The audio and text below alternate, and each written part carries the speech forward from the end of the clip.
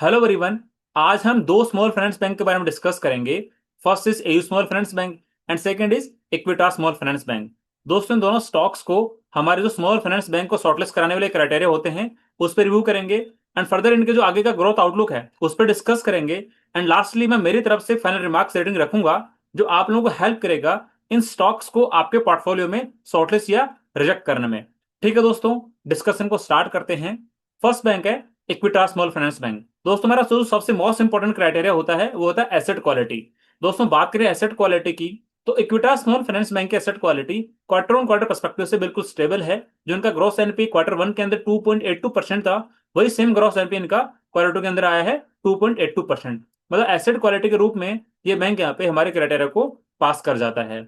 दोस्तों, बात कर लेते हैं लोन बुक ग्रोथ कराने वाले क्राइटेरिया की। दोस्तों, इक्विटास स्मॉल फाइनेंस की लोन बुक वाईएनआर पर्सपेक्टिव से लगभग 8% से ग्रोथ करी है। अब दोस्तों, इस लोन बुक की ग्रोथ को दो पार्ट में डिवाइड कर लेते हैं। फर्स्ट स्टेज इनकी सिक्योर लोन बुक है, वो किस रेट से ग्रोथ हुई है। सेकंड, इनकी जो अनसिक्योर्ड बुक है मतलब माइक्रो फाइनेंस वाली बुक है, वो किस रेट से ग्रोथ हुई है। दोस्तों, इनकी जो सिक्योर्ड बुक है वो वाईयूएनआर पर्सपेक्टिव से 17% से ग्रोथ हुई है, जबकि इनकी जो अनसिक्योर्ड बुक है वो 40% से डी ग्रोथ हुई है। इसलिए दोस्तों, इनकी ओवरऑल लोन बुक लगभग 8% से ग्रोथ हुई है। एंड इनकी जो अनसिक्योर्ड बुक है वो लगभग 40% से डिग्रोथ होने के कारण अब इनकी सिक्योर्ड बुक का जो परसेंटेज है वो टोटल लोन बुक का 91% हो गया है। दोस्तों, लास्ट ईयर क्वार्टर टू के अंदर इनकी जो सिक्योर्ड बुक का परसेंटेज था वो 83% था, वो बढ़ के 91% हो गया है। एंड जो अनसिक्योर्ड बुक का परसेंटेज था लास्ट ईयर क्वार्टर टू के अंदर वो लगभग 17% के आसपास में था, वो घट के केवल 9% रह गया है। एंड दोस्तों, मैनेजमेंट का ये कहना है कि हमारी जो अनसिक्योर्ड वाली बुक है उसको 8 से 10% के बीच में मेंटेन रखेंगे। मतलब दोस्तों, यहाँ पे साफ साफ दिखाई दे रहा है कि माइक्रो फाइनेंस वाले सेगमेंट के अंदर जो लोन डिसबर्स होते हैं उसके कारण जो हाई यील्ड मिलते हैं स्मॉल फाइनेंस बैंक को, वो यहाँ पे इस बैंक को नहीं मिलने वाला है। इसकी वजह से इनके जो नेट इंटरेस्ट मार्जिन है वो भी लो रहेंगे। मतलब जो एक दो साल पहले जो इनके नेट इंटरेस्ट मार्जिन हुआ करते थे उन नेट इंटरेस्ट मार्जिन को ये वाले बैंक अभी शायद अचीव नहीं कर पाएगी। दोस्तों, इसीलिए देखें जो इनकी लोन बुक पे यील्ड है वो लास्ट ईयर लगभग 16.75% के आसपास में हुआ करती थी, इस साल वो लगभग 15.75% के आसपास में हो गई है। दोस्तों, बात कर ले नेट इंटरेस्ट मार्जिन की, लास्ट ईयर क्वार्टर टू के अंदर इनका नेट इंटरेस्ट मार्जिन था 7.7% एंड इस साल क्वार्टर टू के अंदर इनका नेट इंटरेस्ट मार्जिन घट के 6.3% आया है। एंड दोस्तों, लास्ट ईयर के क्वार्टर टू के बाद में कंसिस्टेंटली हर एक क्वार्टर के अंदर इनका नेट इंटरेस्ट मार्जिन घटते हुए ग्राफ में जा रहा है। अब दोस्तों, ये देखना पड़ेगा कि नेक्स्ट क्वार्टर के अंदर क्या इनका नेट इंटरेस्ट मार्जिन वापस अप ट्रेंड में आना स्टार्ट हो पाएगा। मैनेजमेंट का तो ये कहना है कि क्वार्टर थ्री से हमारे जो नेट इंटरेस्ट मार्जिन है वापस अपवर्ड ट्रेजेक्टरी के अंदर आना स्टार्ट कर देंगे। पर दोस्तों, अगर क्वार्टर थ्री के नंबर आएंगे उसके बाद ही पता लगेगा कि इनके नेट इंटरेस्ट मार्जिन वापस अपवर्ड ट्रेजेक्टरी के अंदर जाना स्टार्ट करें हैं कि नहीं करें हैं। एंड दोस्तों, इनकी नेट इंटरेस्ट मार्जिन घटने के कारण ही जो इनका प्रॉफिट अमाउंट है वो उतना अच्छा डिलीवर नहीं हुआ है जो लास्ट के एक दो साल पहले डिलीवर हुआ करता था, जब ये लोग अपना माइक्रो फाइनेंस सेगमेंट के अंदर अपनी लोन बुक को अच्छा खासा बनाए हुए थे। एंड दोस्तों, इसी कारण से जो इनके रिटर्न रेशियोज हैं, चाहे बात कर लो रिटर्न ऑन एसेट की चाहे बात कर लो रिटर्न ऑन इक्विटी की, वो भी बहुत डाउन हो गए हैं।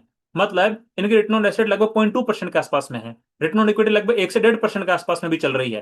तो दोस्तों, आप ये देखो कि मतलब जैसे ही माइक्रो फाइनेंस वाले सेगमेंट के अंदर अपनी लोन बुक को घटाना स्टार्ट किया, वहां पे लोन बुक को श्रिंक करना स्टार्ट किया, उसके साथ में लोन बुक पे यील्ड घट गई, नेट इंटरेस्ट मार्जिन घट गए, प्रॉफिट के अमाउंट्स घट गए एंड उसके बाद में जो रिटर्न रेशियोज हैं वो भी अच्छे खासे श्रिंक हो गए हैं। ऑल्दो मैनेजमेंट यहाँ पे हॉप दिला रही है कि नेक्स्ट क्वार्टर से हम लोग हमारे वापस नेट इंटरेस्ट मार्जिन बढ़ाना स्टार्ट कर देंगे, उसके साथ ही रिटर्न रेशियोज वापस बढ़ना स्टार्ट हो जाएंगे। बट लेट्स सी क्या होता है। ऑल्दो इनके मैनेजमेंट ने यहाँ पे एक पॉजिटिव पॉइंट आउट दिया है, उस पर वापस काम करना स्टार्ट कर दिया है। And quarter on quarter perspective से इनकी माइक्रो फाइनेंशियल लोन बुक 156% से ग्रोथ करी है। एंड दोस्तों, मैनेजमेंट का ये कहना है कि इनकी जो माइक्रो फाइनेंस वाली बुक है उसका लगभग 28% इनका जो क्रेडिट गारंटी स्कीम होती है उस पर रजिस्टर्ड है। मतलब उस माइक्रो फाइनेंस वाली टोटल लोन बुक का 28% जो पार्ट है उसमें यदि कोई एनपीए का इश्यू आएगा तो उस टाइम पे इनको इस स्कीम के तहत उसका अमाउंट यहाँ पे रिकवर हो जाएगा। अब दोस्तों, बात कर लेते हैं वैल्यूएशन के बारे में। दोस्तों, इक्विटा स्मॉल फाइनेंस का स्टॉक 1.2 के प्राइस टू बुक रेशियो पर ट्रेड कर रहा है। दोस्तों, वैल्यूएशन के पर्सपेक्टिव से ये कह सकते हैं कि ये वाला स्टॉक कोई ऐसा एक्सपेंसिव ट्रेड नहीं कर रहा है, एक फेयर वैल्यूएशन पे ट्रेड कर रहा है। अब दोस्तों, एक बार देख लेते हैं कि मैनेजमेंट का FY26 के लिए क्या ग्रोथ गाइडेंस है। दोस्तों, मैनेजमेंट का ये कहना है कि हम लोग FY26 के अंदर लगभग हमारी लोन बुक को 15% से ग्रोथ कराएंगे। एंड दोस्तों, आगे के जो फर्दर ऑन ईयर्स हैं FY27 FY28 उसके लिए भी मैनेजमेंट ने गाइडेंस दिया है कि हम लोग हमारी लोन बुक को अराउंड 20% से ग्रोथ कराएंगे। तो दोस्तों, ये हमने डिस्कस करे इक्विटा स्मॉल फाइनेंस बैंक के क्वार्टर के नंबर्स एंड साथ में हमने ये भी डिस्कस किया कि मैनेजमेंट की तरफ से क्या ग्रोथ गाइडेंस है फ्यूचर पर्सपेक्टिव से। अब दोस्तों, एक बार नंबर्स को समराइज कर लेते हैं एंड ये जानने की कोशिश करते हैं कि इक्विटा स्मॉल फाइनेंस बैंक के स्टॉक के अंदर इन्वेस्टमेंट की अपॉर्चुनिटी बनती है या फिर नहीं बनती है। दोस्तों, आप देखो एक ऐसी स्मॉल फाइनेंस बैंक जिसकी लोन बुक का total 91% part secured loan book है, एंड वो अपने लोन बुक को अराउंड 15% से ग्रोथ कराना चाह रहा है 26 के अंदर। तो दोस्तों इस बैंक से अच्छा तो जो हमारी शेड्यूल कॉमर्शियल बैंक है, भले आप बात करो डीसीबी बैंक की, भले आप बात करो आईडीएफसी फर्स्ट बैंक की, भले आप बात करो सीएसबी बैंक की, वो बैंक भी अपने लोन बुक को अराउंड 20% या उससे ज्यादा रेट से ग्रोथ करा पा रहे हैं। उन बैंक के कंपैरिजन में यहाँ पे इक्विटा स्मॉल फाइनेंस बैंक तो यहाँ पे इस रेस को पीछे छूट रहा है। तो मतलब मेरे अकॉर्डिंग इक्विटा स्मॉल फाइनेंस बैंक के स्टॉक के अंदर ऐसे कोई इन्वेस्टमेंट की अपॉर्चुनिटी यहाँ पे मेरे को दिखाई नहीं पड़ती है। अब दोस्तों बात कर लेते हैं एयू स्मॉल फाइनेंस बैंक के बारे में। दोस्तों एयू स्मॉल फाइनेंस बैंक की asset quality quarter on quarter perspective से इंप्रूव हुई है। क्वार्टर वन के अंदर जो इनका ग्रॉस एनपीए था वो 2.47% था, क्वार्टर टू के अंदर वो घट के 2.40% हो गया है। दोस्तों बात कर ले लोन बुक ग्रोथ की, तो इनकी loan book Y year perspective से 17% से ग्रोथ हुई है। दोस्तों इसको ब्रेक कर लेते हैं कि इनकी जो सिक्योर्ड लोन बुक है वो कितने परसेंट से ग्रोथ हुई है, एंड इनकी जो अनसिक्योर्ड बुक है वो किस रेट से ग्रोथ हुई है। दोस्तों इनकी secured book Y year perspective से 22% से ग्रोथ हुई है, एंड दोस्तों इनकी जो अनसिक्योर्ड बुक है वो वाई ईयर पर्सपेक्टिव से 23% से डी ग्रोथ हुई है। मतलब क्वार्टर टू ऑफ 26 के अंदर जो उनकी सिक्योर्ड लोन बुक है वो टोटल रिटेल लोन बुक का लगभग 92% है, एंड दोस्तों इनकी जो अनसिक्योर्ड बुक है वो घट के 8% के आसपास में आ गई है। एंड दोस्तों इनकी अनसिक्योर्ड बुक के अंदर मेजरली इनका माइक्रो फाइनेंस वाला सेगमेंट आता है और इनका क्रेडिट कार्ड वाला सेगमेंट आता है। एंड दोस्तों टोटल लोन बुक से अनसिक्योर्ड लोन बुक का परसेंटेज घटने के कारण ही इनकी जो लोन बुक का यील्ड है वो भी घटना स्टार्ट हो गई है। मतलब लास्ट ईयर क्वार्टर टू के अंदर इनके लोन बुक पे जो टोटल यील्ड थी वो 14.40% थी, वो घट के 13.90% हो गई इस साल क्वार्टर टू ऑफ 26 के अंदर। एंड दोस्तों बात करें नेट इंटरेस्ट मार्जिन की, लास्ट ईयर वो 6.1% था क्वार्टर टू के अंदर, एंड इस बार वो घट के 5.90% हो गया क्वार्टर टू के अंदर। मतलब दोस्तों यहाँ पे साफ साफ पता लग रहा है कि अनसिक्योर्ड वाले लोन बुक को घटाने के कारण उसका इंपैक्ट डायरेक्टली लोन बुक की यील्ड पे भी पड़ रहा है और नेट इंटरेस्ट मार्जिन पे भी पड़ रहा है। बट दोस्तों अपन ये कह सकते हैं कि जो बाकी के स्मॉल फाइनेंस बैंक है उनके कंपैरिजन में यहाँ पे इनके जो लोन पे यील्ड है, उनका जो नेट इंटरेस्ट मार्जिन है उतना ज्यादा डेंट नहीं हुआ है। दोस्तों इसीलिए इस बैंक की प्रॉफिटेबिलिटी में उतना बड़ा डेंट नहीं आया है, एंड बैंक ने अपने जो प्रॉफिट के नंबर है वो कंसिस्टेंटली मेंटेन करके रखे हुए हैं। एंड दोस्तों इसी कारण से इनका जो रिटर्न ऑन एसेट है वो लगभग 1.4% के आसपास में है, एंड इनका रिटर्न ऑन इक्विटी लगभग 12.40% के आसपास में है। एंड दोस्तों मैनेजमेंट का ये कहना है कि क्वार्टर ऑन क्वार्टर पर्सपेक्टिव से भी हमारा जो माइक्रो फाइनेंस वाला सेगमेंट है उसके अंदर अभी एनपीएज उतना कंट्रोल होना स्टार्ट नहीं हुए हैं। तो दोस्तों का ये मानना है कि इनको जो अनसिक्योर्ड बुक है उसको टाइट करके रखेंगे, उसको वापस एक्सपेंड नहीं होने देंगे। एंड दोस्तों सबसे अच्छी बात, एयू स्मॉल फाइनेंस बैंक ने कुछ साल पहले अपना यूनिवर्सल बैंकिंग लाइसेंस के लिए अप्लाई किया था। वो वाला लाइसेंस इनको इस साल के अगस्त के महीने में मिल गया है। मतलब ये वाला बैंक अभी कंप्लीटली एक यूनिवर्सल कमर्शियल बैंक की तरह एग्जीक्यूट करेगा, मतलब स्मॉल फाइनेंस वाले बैंक से कैटेगरी से अब दूर हो जाएगा। एंड दोस्तों एयू बैंक वाले केस के अंदर इनके माइक्रो फाइनेंस वाले जो टोटल लोन बुक है उसका 69% क्रेडिट गारंटी स्कीम के तहत में रजिस्टर्ड है। मतलब उस 69% लोन बुक के अंदर कोई दिक्कत आएगी तो यहाँ पे एनपीए में ऐसे इनको इतना कुछ बियर नहीं करना पड़ेगा। अब दोस्तों बात कर लेते हैं स्टॉक के वैल्यूएशन के बारे में। दोस्तों एयू स्मॉल फाइनेंस बैंक का स्टॉक लगभग 4 के प्राइस टू बुक रेशियो पर ट्रेड कर रहा है। एंड दोस्तों बात कर लेते हैं मैनेजमेंट की तरफ से FY26 का क्या ग्रोथ गाइडेंस है। दोस्तों मैनेजमेंट ने ऐसे कोई स्पेसिफिक ग्रोथ गाइडेंस नहीं दिया है।